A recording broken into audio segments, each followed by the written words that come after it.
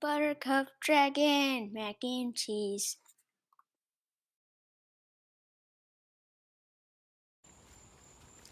What up, Buttercup? I'm going to show you guys how to make a dream catcher at home using a lot of materials that you're going to be able to find just in your backyard or on a little nature hike, and I'll show you what plants you can use and some tips on finding the best stuff to be able to make this at home. I hope this is easy enough for you guys to follow along, so let's get started. So right now I'm walking through the woods because I am looking for what I'm going to make the ring of my dream catcher out of. And the best thing is going to actually be a tree branch, but sometimes you can find a little bush that has the perfect type of um, branch. So here is something that might otherwise look like it's really useful for this, but it's not. It's too bendy, and then it's like already bent.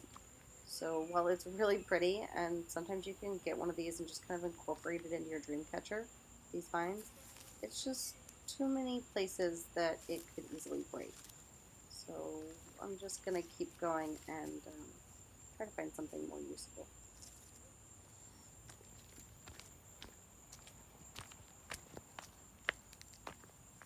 This is such a beautiful walking trail that I have I call it my backyard, but it's just behind my apartment complex. It's just really pretty. I like it out here a lot.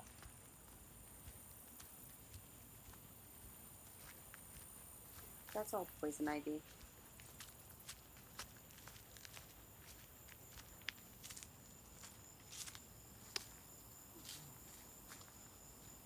I found these really beautiful berries while I was out there. I'm not sure what kind they are. Don't eat them and wash your hands after you touch anything like this. But I definitely took some of them home with me so that I can put them into the dream catcher.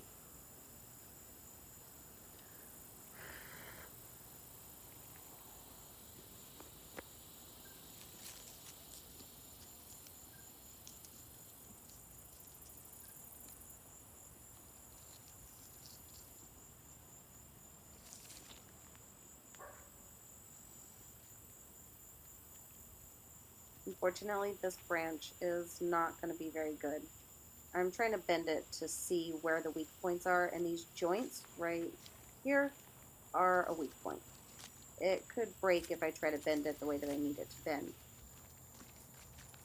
So this is definitely not the kind of thing that you want to be looking for the circle around your dream catcher. It's just too flimsy.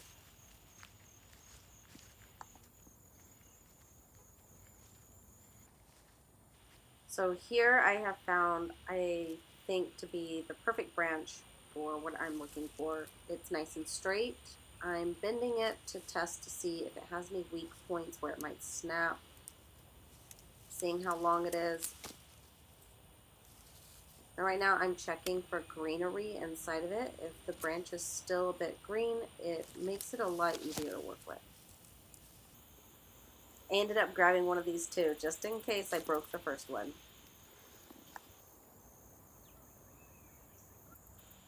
So that's poison ivy. Watch out for that stuff. Texas is riddled with it, but yeah, it's not good. I actually got some of it on me from a different place. Not fun, guys. It's everywhere. That stuff gets everywhere. Alright, guys, we're going to get started. Just examining my branches here. Found a ladybug.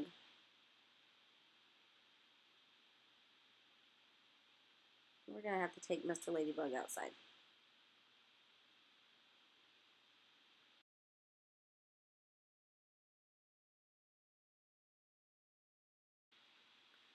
Okay, now I'm just going to examine both of the branches that I got. I'm going to pull these leaves off by pulling them backwards in the opposite direction. Something fell in there.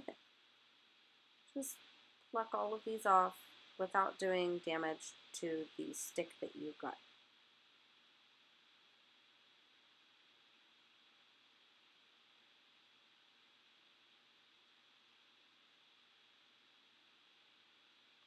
Perfect.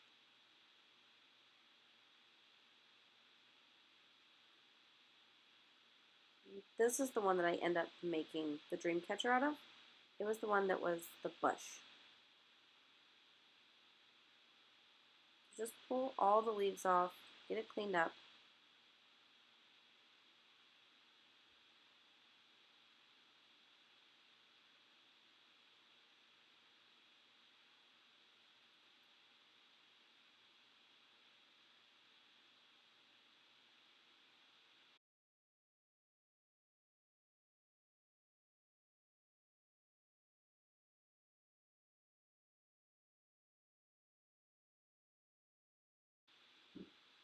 So I ended up clipping this for no reason other than sheer laziness. I was tired of pulling those off.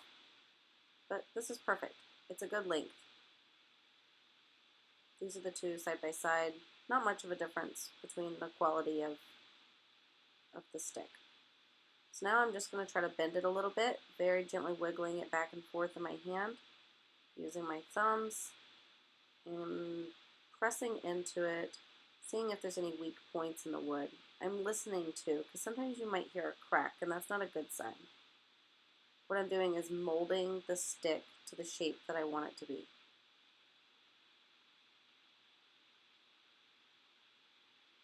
Be patient with this part. You don't want to have to go back into the woods for a minute. I heard a little crack right there at that point, but I think it was okay.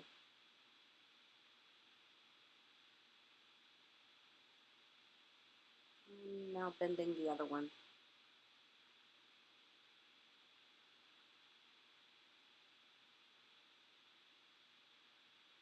You don't need two, but like I said, I grabbed a couple of them just in case I accidentally broke one of them. I would just be able to grab the other one and not have to go back and pick another stick.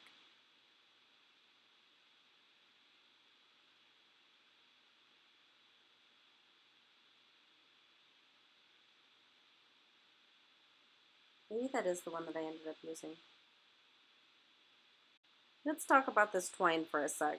The best thing to use is waxed thread, but this is really all I had. It's fine if you're okay using it, but getting waxed thread's going to be easier, much easier. So I'm going to cut off a couple of short strands, and that's going to help me tie my stick together.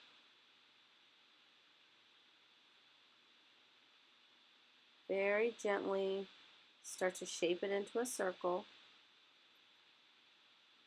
and you'll use your thread to tie it together. It's a good idea to have a couple of pieces cut beforehand, but I didn't do that. Just be gentle.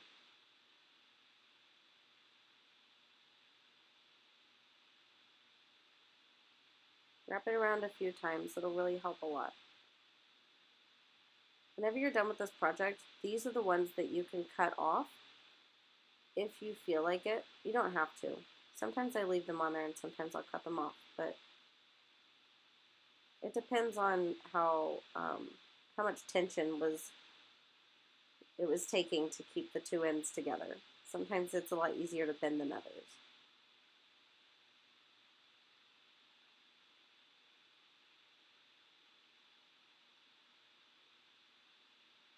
You can also use a metal ring that you can purchase. They're usually about $1 each at a craft store. And they come in a bunch of different sizes. If you want to make a really big dream catcher, you can use those to do that.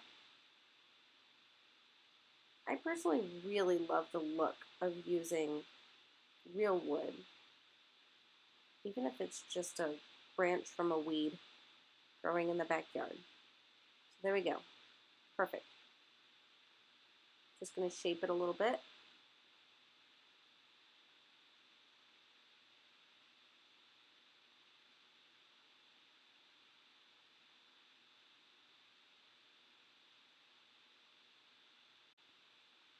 All right, now to deal with the most regrettable nightmare is that I didn't have any wax thread. I just had this. It's very floppy and cotton, but it was colorful, so I figured it would help a lot.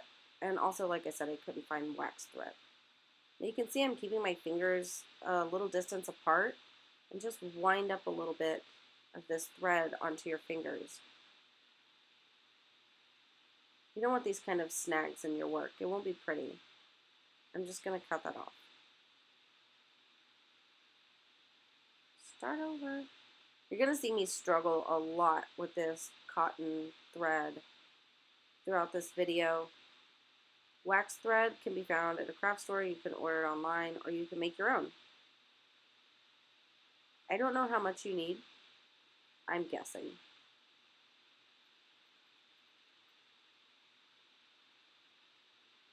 Take it off your fingers.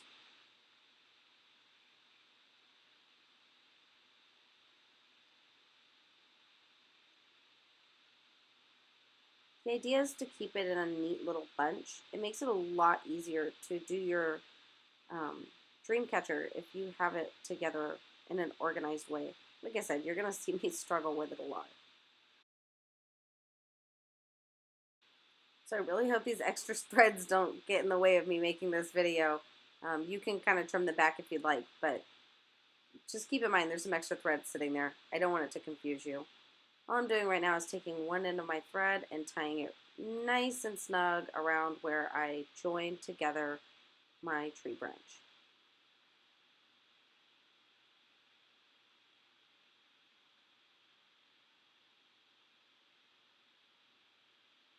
I already hate the thread. So if you're wanting to add in beads and stuff to your dream catcher, it's important to do all of that threading prior to even tying that first knot on there. At some point I might show you guys how to put beads and stuff on these, but I was just doing a really simple one. So here's where it's tied. Your initial starting points will be the same distance apart, so just kind of visualize where you want those to be. It's really important that you do this step.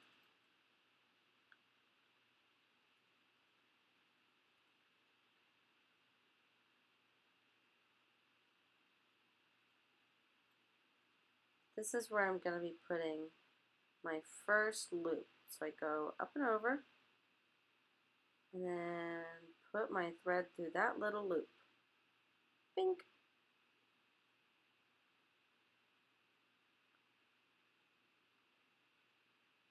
Very simple. I'm going to pull it, but I want to leave a little bit loose on my first row of loops. So each one of these is going to be a little bit loose. You don't want to pull too tight because you could accidentally pull apart your entire circle branch. Now I'm going about the same distance away from the first one and making the same move. Up and over, and then through that hole.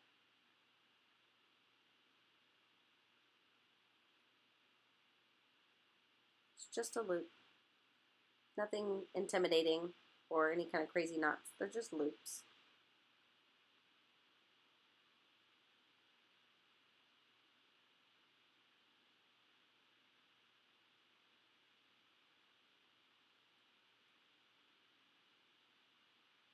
So just go around, make all of your loops. You can see I'm struggling so much with that little bundle of thread there.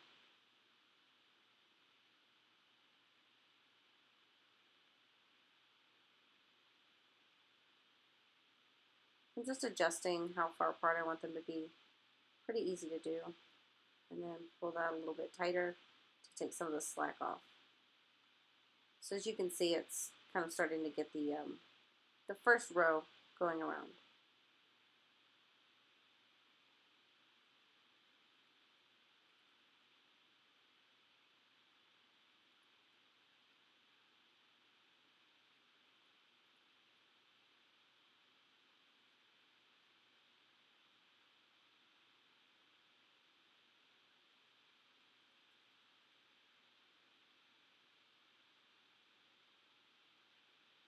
And this is going to be the last one, and I'm putting it right where I started the first one. That's going to be where my last one ends. Perfect. So the first one and the last one are at the same spot.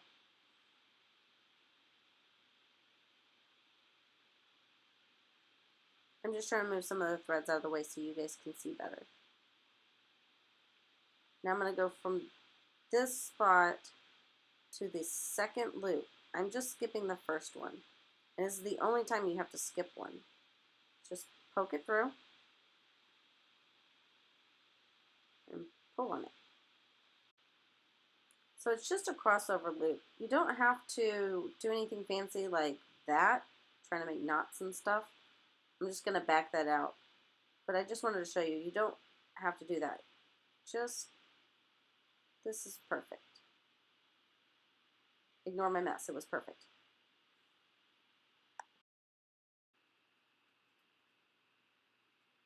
Don't tell people I'm a mess. That's our secret. Okay, so again, skipping that first one and just push it through.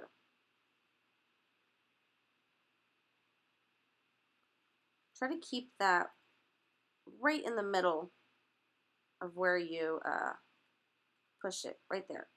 So you just want to go to the middle of each one. That becomes more difficult to control whenever you get closer to the middle of the ring.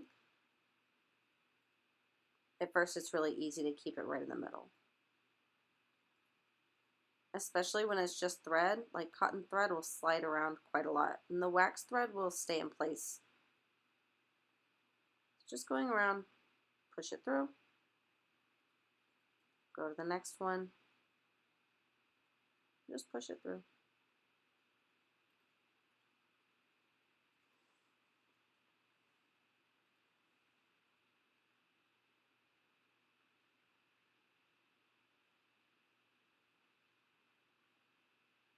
And the last one.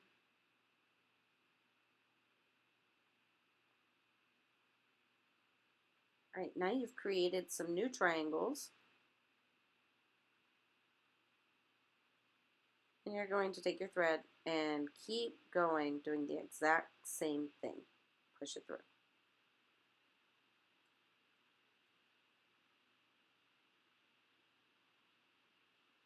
Now you can start putting some more tension on this.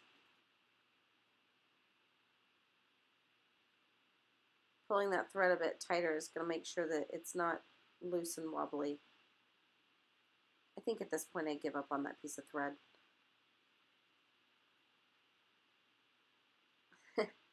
Yeah, there you go. It'll really start to come together here in a minute too. Just keep going. And again, remember to try to keep that right in the middle of that line. Like, imagine the bottom of the triangle, and then you just have to keep the thread in the middle. You know what I mean. You know what I mean. You guys are smart. If you don't know what I mean, I'm not implying that you're not smart. I'm saying you should probably just send me a message and let me know you have no idea what I'm talking about.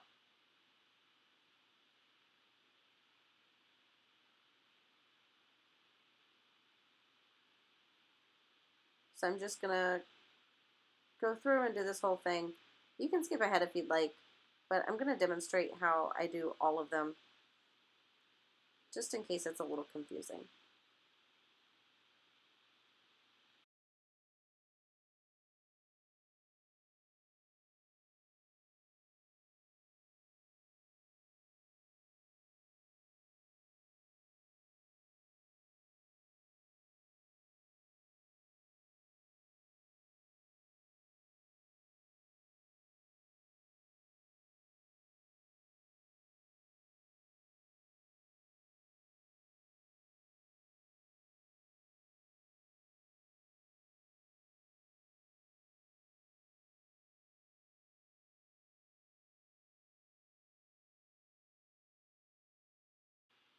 So right here, you'll notice in my left hand that I'm kind of pinching that last spot that I threaded through.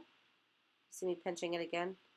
That's because it's not wax, and it will start to slip around quite a lot when you get towards the middle of your dream catcher. So it's kind of a good idea if you can to just pinch that spot. And sorry I'm struggling so much with this thread, guys. It was just colorful, and I thought it would be easier to see. And also I didn't have wax thread. You get the idea. Again, just pinch that last one that you pushed through, And it makes it a lot easier to retain your tension and keep it right in the middle. Just going around.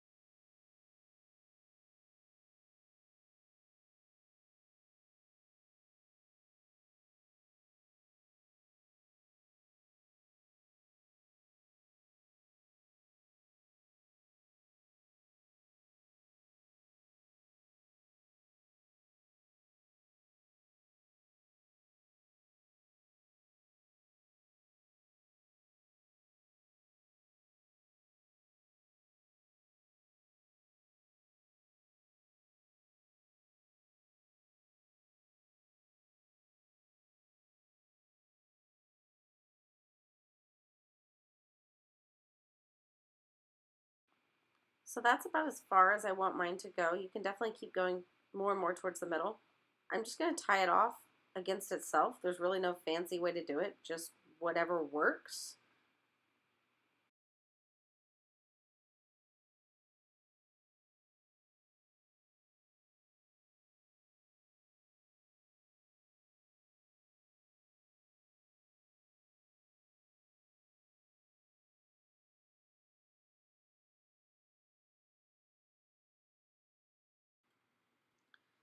So these extra little strings here, you can untie at your own risk.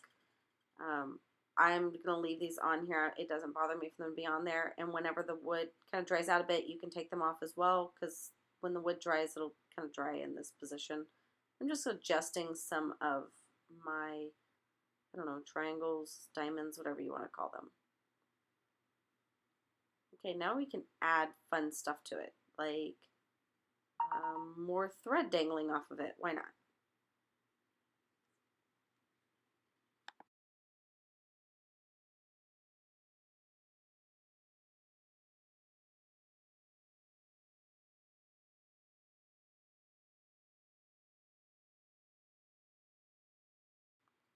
While I was out in the woods, you saw me playing with these berries and I couldn't help myself. I had to grab some because I just wanted to put them on my dream catcher. I really don't know a perfect way of doing that, so I stuck them in there however I could.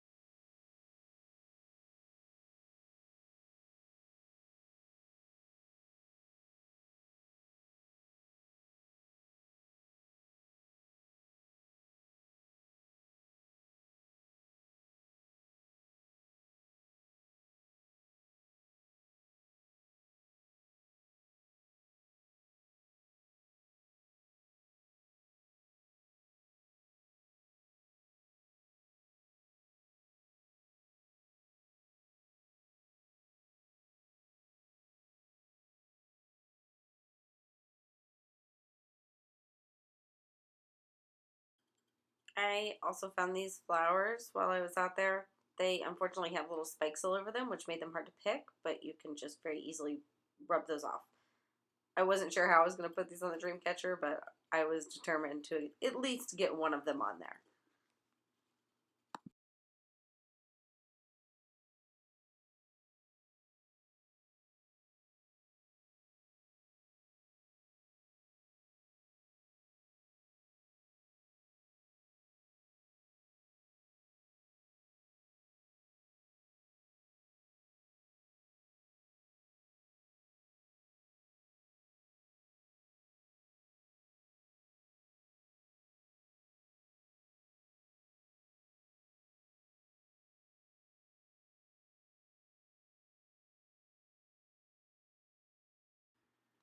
Yeah, so that's it. That's the final product. I hope you guys like it. I enjoyed doing this. Let me know what you guys think. Drop your likes, dislikes, comments below. And you can follow me at The Traveling Ostomy. That's going to be in the description below as well. And I hope you guys enjoyed, had fun, and all that fun stuff. Okay, I'm going to hang this up.